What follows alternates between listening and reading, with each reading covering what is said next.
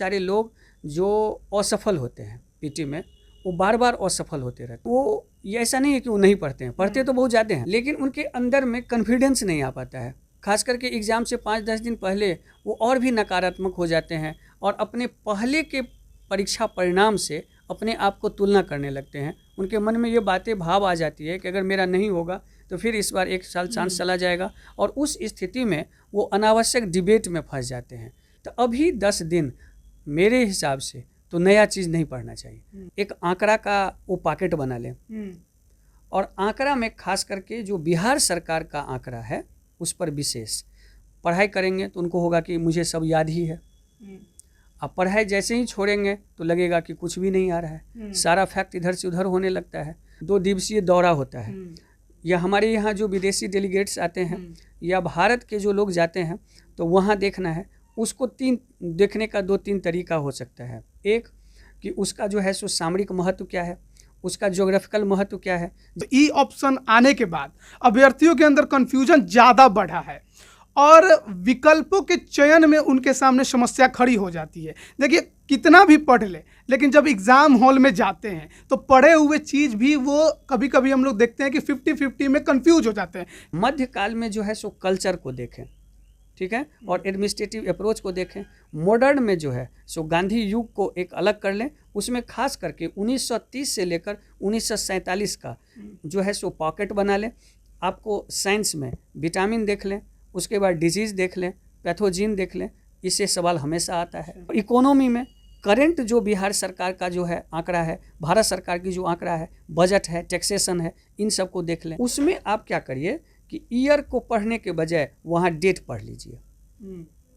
जैसे कि मान लीजिए कि दिल्ली में हुआ तो आपको 1857 को नहीं पढ़ना है। 1857 तो पता है कि 1857 में ही हुआ है ये, तो 1857 का वो डेट क्या है वो पढ़ लेना है। कानपुर में तो डेट पढ़ लेना है, लखनऊ का डेट पढ़ लेना है, अवध में हुआ तो डेट पढ़ लेना है, बिहार में आया तो डेट पढ़ लेना है। नमस्कार, आप लाइव बिहार देख रहे हैं। मैं हूँ राजमोहन तिवारी। बीपीएससी 67वीं पीटी परीक्षा कई विवादों के बाद आखिरकार इसकी तारीख मुकर्रर हुई 30 सितंबर, और अब अभ्यर्थी अपनी तैयारी में लग गए हैं आखिरी पलों में। क्या नहीं किया उन्होंने, पुनर्परीक्षा हो रही है, एक बार पेपर लीक भी हो चुका, और उसके बाद अभ्यर्थियों को परीक्षा की तारीख बढ़वाने के लिए लड़ाई भी लड़नी पड़ी, नए प्रयोगों को रुकवाना पड़ा। और ऐसे में जब अब इतने विवाद के बाद वो परीक्षा देने जब सेंटर में जाएंगे, एग्जाम हॉल में बैठेंगे, तो किस प्रकार से उसके पहले वो तैयारी करें, इसका वीडियो हमने कई बार आपके साथ शेयर किया है। लेकिन एक बार फिर आज हम पहुंचे हैं श्री आईएएस के संस्थापक दुर्गेश सर के साथ इसी पर बातचीत करने को लेकर कि अब महज 10 दिन बचे हैं और जो गलतियां पहले हुई हैं वो ना हो। सबसे पहले सर, 30 सितंबर आखिरकार परीक्षा की तारीख मुकर्रर हो गई, कैसे देखा आपने इसको? ये बहुत अच्छा प्रयास है, और जितना जल्दी एग्ज़ाम हो जाए उतना जल्दी अच्छा रहता है, क्योंकि बहुत लंबे समय से लोग तैयारी करते हैं, बहुत विवाद हो गया, तो इसलिए अब है कि उसका सही से तैयारी हो जाए, एग्ज़ाम हो जाए, तो ये अच्छा प्रयास रहेगा। अब जो अभ्यर्थी हैं उनको अब क्या करना चाहिए, क्योंकि पीटी परीक्षा में क्या पढ़े क्या नहीं पढ़े ये तो कई चैनलों पर भी होगा, हमारे साथ आपकी भी बातचीत हुई, वो भी अभ्यर्थियों ने देखा। लेकिन जो परीक्षा हॉल के अंदर जो गलती होती है उसको रोकने के लिए क्या करना चाहिए? क्योंकि देखिए, घबराहट हर किसी के अंदर होती है जब वो एग्ज़ाम हॉल में बैठता है, उस घबराहट को दूर करना बेहद ज़रूरी है। देखिए, आपने सही कहा है, सबसे बड़ा चीज़ कहा है कि घबराहट। इस 10 दिन में जैसे जैसे, चूँकि अब तो काउंटडाउन हो रहा है, एक एक दिन कम हो रहे हैं, तो जैसे जैसे एग्ज़ाम की ओर नज़दीक जाएंगे तो घबराहट और नकारात्मकता बढ़ जाती है। और इस घबराहट और नकारात्मकता बढ़ने के पीछे 2-3 कारण होता है। पहला कारण होता है कि जब हम किसी तथ्य को लेकर, किसी विषय को लेकर के अगर अनावश्यक वाद विवाद करते हैं या फैक्ट पूछते हैं, तो तथ्य बहुत है, तथ्य अनंत है, लेकिन तथ्य का एक वैज्ञानिक आधार होता है। तो अभ्यर्थी को ये समझना चाहिए कि हमको जो वैज्ञानिक तथ्य है, जो रिलीवेंट तथ्य है, हमें उस पर जाना है। क्योंकि पीटी का एग्ज़ाम जो है वो केवल और केवल तथ्य का एग्ज़ाम तो है नहीं, इसीलिए अपने आप को तथ्य का बंडल नहीं बनाएं, तथ्य को समझने का प्रयास करें, जिससे कि उनकी घबराहट कम होगी। नकारात्मक एक दूसरा होता है, फिर नकारात्मकता होता है जैसे कि मान लीजिए कि बहुत सारे लोग जो असफल होते हैं पीटी में, वो बार बार असफल होते रहते हैं। इसके पीछे रीज़न होता है दो। पहला रीज़न होता है कि वो ये ऐसा नहीं है कि वो नहीं पढ़ते हैं, पढ़ते तो बहुत ज़्यादा हैं, लेकिन उनके अंदर में कॉन्फिडेंस नहीं आ पाता है। खास करके एग्ज़ाम से 5-10 दिन पहले वो और भी नकारात्मक हो जाते हैं और अपने पहले के परीक्षा परिणाम से अपने आप को तुलना करने लगते हैं। उनके मन में ये बातें भाव आ जाती है कि अगर मेरा नहीं होगा तो फिर इस बार 1 साल चांस चला जाएगा, और उस स्थिति में वो अनावश्यक डिबेट में फंस जाते हैं।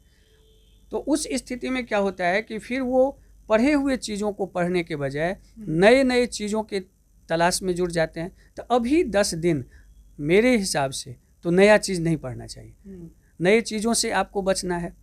दूसरा, इस बीच में आपको समय प्रबंधन करना है। प्रत्येक दिन जो है सो आपके कम से कम 2 से 3 घंटा करंट पढ़ना है।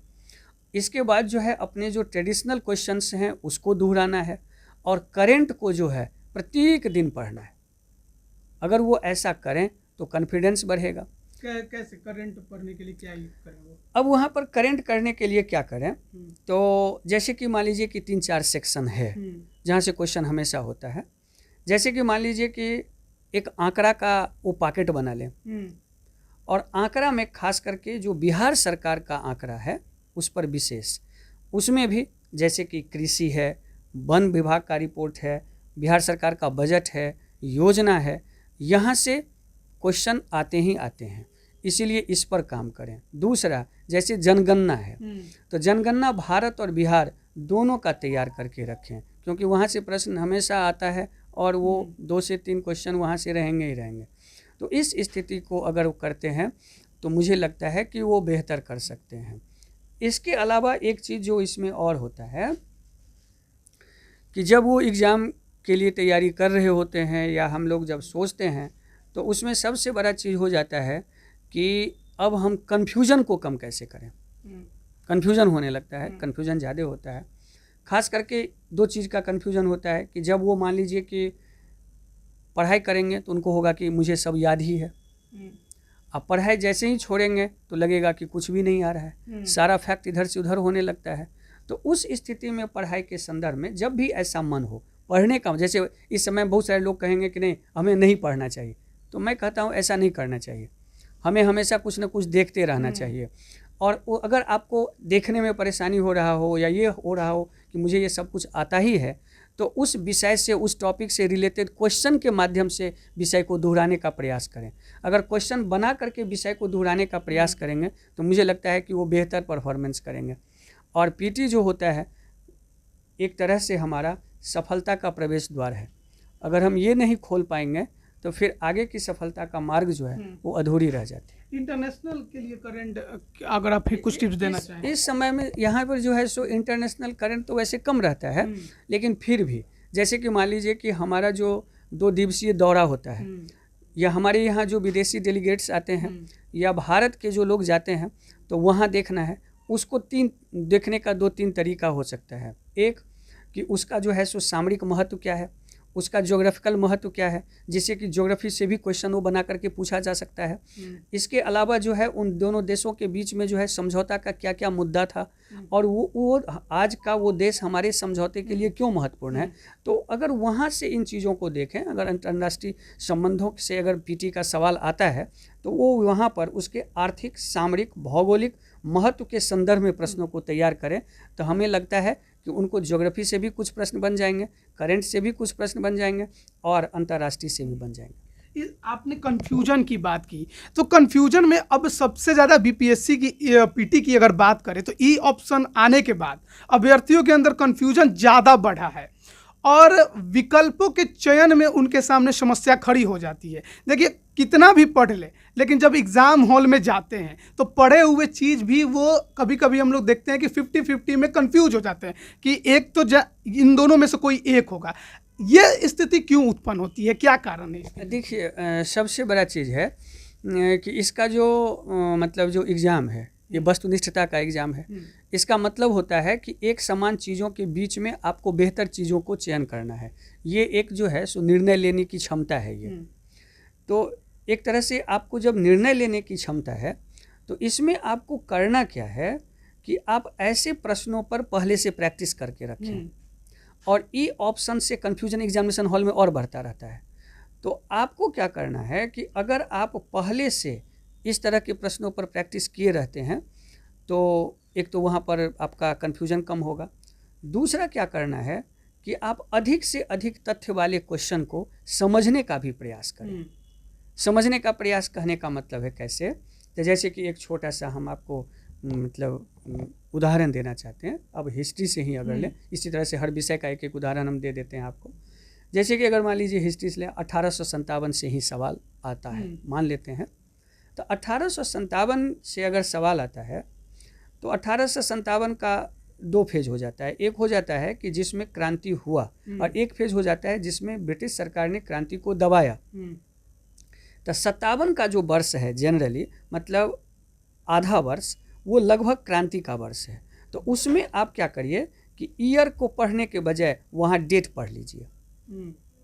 जैसे कि मान लीजिए कि दिल्ली में हुआ, तो आपको 1857 को नहीं पढ़ना है। 1857 तो पता है कि 1857 में ही हुआ है ये, तो 1857 का वो डेट क्या है वो पढ़ लेना है। कानपुर में तो डेट पढ़ लेना है, लखनऊ का डेट पढ़ लेना है, अवध में हुआ तो डेट पढ़ लेना है, बिहार में है तो डेट पढ़ लेना है, 57 नहीं पढ़ना है। ठीक है। उसी तरह से जब आप विद्रोह को दबाने की बात आएगी, तो फिर ये 57 के लास्ट से और 58 से शुरुआत होती है। तो वहाँ पर आप फिर 58 को ले लीजिए केंद्र में और सारा डेट देख लीजिए। तो इस तरह से अगर आप कंसेप्ट बनाकर समझ से अगर आप तैयारी करेंगे तो कन्फ्यूजन वहाँ कम होगा। अगर खुला फैक्ट रटेंगे तो कन्फ्यूजन होगा, अगर उसको थोड़ा समझ कर पढ़ेंगे तो फैक्ट होगा। लेकिन अभी खैर इसके लिए अभी कुछ नहीं करना है, अभी सिर्फ इतना करना है कि वो बार बार दोहरा लें। 10 दिन बचा है। अब करंट के बारे में हमने बात किया, इसके अलावा बहुत से टॉपिक हैं, हिस्ट्री है, ज्योग्राफी है, पॉलिटी है। हमने ये भी बातें की हैं पहले कि क्या क्या पढ़ा जाए, कौन कौन सी किताब पढ़े जाए, लेकिन अब नए चीज़ें पढ़ने का वक्त नहीं है। ऐसे में आखिरी पल में अब अभ्यर्थियों को सबसे ज़्यादा फोकस किस पर करना होगा? देखिए, यहाँ पर जो है सो तैयारी अभी के संदर्भ में वो अपने समय को 3 भाग में बांट लें। ठीक है, अपने समय को 3 भाग में बांट लें। पहला भाग जो रखें उसमें जो है सो करेंट और बिहार, इसको केवल देखें। दूसरे भाग में हिस्ट्री, ज्योग्राफी, साइंस को देखें। तीसरे भाग में इंडियन पॉलिटी, इकोनॉमी और अन्य को देखें। ठीक है। अब जो पहला भाग है करेंट वाला, इसको हमें प्रतिदिन देखना है। भाग बचा दूसरा, इसमें से अधिक सवाल बनते हैं। तो अब जैसे हिस्ट्री है, तो हिस्ट्री बहुत लंबा विषय है, लेकिन उसके बावजूद भी उसमें जैसे कि मान लीजिए कि एंशियंट में आ जाएं, तो जैसे कि बौद्ध है, जैन है, भागवत है, उसके बाद जो है अशोक का स्तंभ है, उसके बाद प्रशासनिक एक्टिविटीज़ है, और मौर्य काल का जो एडमिनिस्ट्रेटिव सेटअप है उसको देख लें। मध्य काल में जो है सो कल्चर को देखें। ठीक है, और एडमिनिस्ट्रेटिव अप्रोच को देखें। मॉडर्न में जो है सो गांधी युग को एक अलग कर लें, उसमें खास करके 1930 से लेकर 1947 का जो है सो पॉकेट बना लें, और उसके बाद जो संवैधानिक विकास है वो देख लें, गवर्नर जनरल का वर्क देख लें, मैक्सिमम सवाल इससे कवर हो जाएगा। इसी तरह से आपको साइंस में विटामिन देख लें, उसके बाद डिजीज़ देख लें, पैथोजीन देख लें, इससे सवाल हमेशा आता है। उसी तरह से पॉलिटी में आएंगे तो मौलिक अधिकार है, कार्यपालिका है, न्यायपालिका है, इससे सवाल एक तरफ आता है। और दूसरे फेज में आता है जैसे कि मान लीजिए निर्वाचन आयोग हो गया, कभी आया कभी नहीं आया, पंचायती राज आया कभी नहीं आया, तो इन सब को देख लेंगे, आपका हो जाएगा। और इकोनॉमी में करेंट जो बिहार सरकार का जो है आंकड़ा है, भारत सरकार की जो आंकड़ा है, बजट है, टैक्सेशन है, इन सब को देख लें तो मुझे लगता है ये चीज़ है। और सबसे बड़ी बात, एग्जामिनेशन में पीटी के लिए सहज रहें, पीटी हो जाएगी, बिल्कुल हो जाएगी। तो विवाद बहुत हुए हैं इस पीटी को लेकर, आखिरकार अब एग्ज़ाम अभ्यर्थी देने जाएंगे। हालांकि दुर्गा पूजा के बीच में ये तिथियां आई हैं और बहुत विवाद के बाद आई हैं, तो आखिरी पल में आपका बहुत सहयोग तो रहा बताने में, लेकिन अगर हम ये कहें कि आखिरी पल में कुछ किताबों के नाम भी अगर बताएं जिससे शॉर्ट नोट्स कुछ पढ़ा जा सके, जो उनके फ़ायदेमंद हो, अगर ऐसा कुछ है आपके पास तो वो भी जानकारी दे दें। देखिए, किताब बहुत है, और मैं यही कहूँगा कि जब किताब पूछेंगे तो मान लीजिए कोई न कोई किताब अगर बोलेंगे तो अभ्यर्थी लेंगे, निश्चित है। तो मैं अभी कहूँगा कि नई किताब, चूँकि जो मेरा अनुभव है, इतना समय से मैंने जो लोगों को देखा है जिनके लिए स्ट्रेटजी बनाते हैं, रिजल्ट भी होते हैं, तो नया चीज़ पढ़ने का अभी समय नहीं है, इसीलिए ये हम अभी नहीं कहेंगे। हाँ, पीटी दे के आएंगे तो फिर ढेर सारा चीज़ होते हैं, फिर मान लीजिए 68वीं वाले लोग तैयारी करेंगे तो उनके लिए ढेर सारे तरह के अलग तैयारी होगी। इस 10 दिन के लिए कोई नया चीज़ है, उनके पास जो हथियार है वही हथियार का उपयोग करें। जैसे एक एग्जाम्पल देते हैं, आप देखते होंगे कि हर आदमी जब मैच खेलता है या युद्ध मैदान में जाता है तो अपने ही हथियार से लड़ता है, क्योंकि वो हथियार अपने हाथ में बैठा रहता है। अभी वो जो भी सिनॉप्सिस, जो मटेरियल्स, जो किताब पढ़े हैं उसी को बार बार पढ़ें, उसी से सफलता होगा, नया को हाथ में नहीं ले। नया को हाथ में नहीं ले। बहुत बहुत धन्यवाद आपका हमारे साथ जुड़ने के लिए। तो बीपीएससी 67वीं पीटी मई में हुई थी, लेकिन पेपर लीक हुआ तो रद्द हो गया। उसके बाद चेयरमैन बदले तो नए प्रयोग करने की कोशिश की, फिर विवाद हुआ, आंदोलन हुआ, फिर नई तारीख मिली, लेकिन उसके लिए फिर विवाद हो गया क्योंकि यूपीएससी मेंस के बीच पड़ गया था। और उसके बाद नीतीश कुमार जो बिहार के मुख्यमंत्री हैं, उनके हस्तक्षेप के बाद 30 सितंबर को ये परीक्षा एक बार फिर से होने जा रही है। और अभ्यर्थी को क्या करना चाहिए इन 10 दिनों में, क्या नहीं करना चाहिए, इसी पर बात कर रहे थे। हमारे साथ दुर्गेश सर थे। आगे भी बातचीत होती रहेगी, आप बने रहिए लाइव बिहार के साथ। आप सभी का बहुत बहुत धन्यवाद। लाइव बिहार यूट्यूब पर सब्सक्राइब और फेसबुक पर लाइक जरूर करें।